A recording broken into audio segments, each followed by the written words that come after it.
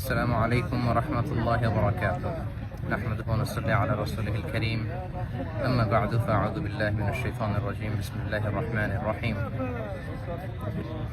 পবিত্র মক্কাতুল মুকাররমা থেকে আপনাদের সবাইকে জানাচ্ছি আন্তরিক শুভেচ্ছা এবং মোবারকবাদ। আমরা গতকাল মক্কাতুল মুকাররমাতে 27-এর কদরের রাতকে কাটিয়েছি। আজকে বাংলাদেশে 27-এর কদর, একটি গুরুত্বপূর্ণ কদরের রাত। আল্লাহ রাসূল সাল্লাল্লাহু আলাইহি সাল্লাম, আমরা জানি যে লাস্ট 10 ডেজ অফ রমাদানে রাতে ঘুমাতেন না, একান্তভাবে তিনি ইবাদত করতেন।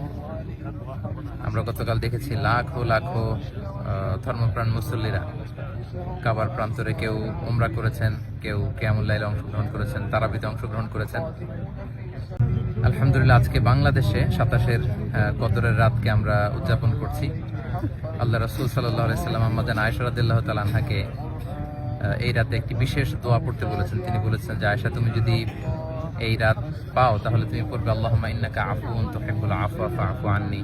অর্থাৎ, হে আল্লাহ, আপনি ক্ষমাশীল, আপনি ক্ষমা করাকে পছন্দ করেন, আল্লাহ আপনি আমাদেরকে ক্ষমা করেন। আল্লাহ রাসূল সাল্লাল্লাহু আলাইহি সাল্লাম রমজানের শেষ দশকে যখন পৌঁছতেন, তিনি ইদা জাআল আশরু আহিয়াল লাইলা ওয়া আইকাযা আহলা ওয়া জাদ্দা ওয়া শাদ্দাল মিযজার, সারা রাত জেগে ইবাদত করতেন, পরিবারের সবাইকে জাগিয়ে তুলতেন, ইবাদত করার জন্য বলতেন। এবং সারা বছর কোরআনের যে আয়াতগুলো নাজিল হয়েছিল এগুলো তিনি জিবরাইল আলাইহিস সালামের সাথে রিভাইজ করতেন, তিনি শোনাতেন। জিবরাইল আলাইহিস সালাম আবার আল্লাহর রাসূল ইসলামকে পড়ে শোনাতেন।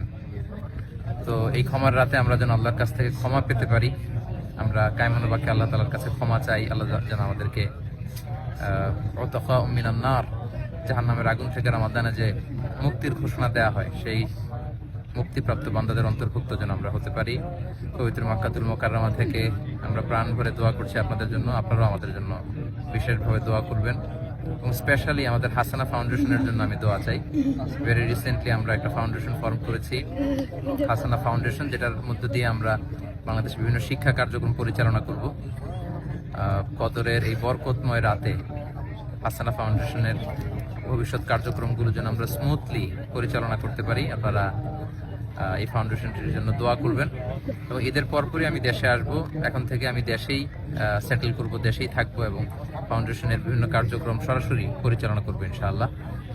আপনাদের সবার কাছে দোয়া আছে, সবার জন্য আবার অফুরন্ত দোয়া ভালোবাসা জানিয়ে মসজিদুল হারাম থেকে বিদায় নিচ্ছি, পবিত্র মক্কাতুল মুকাররমা থেকে।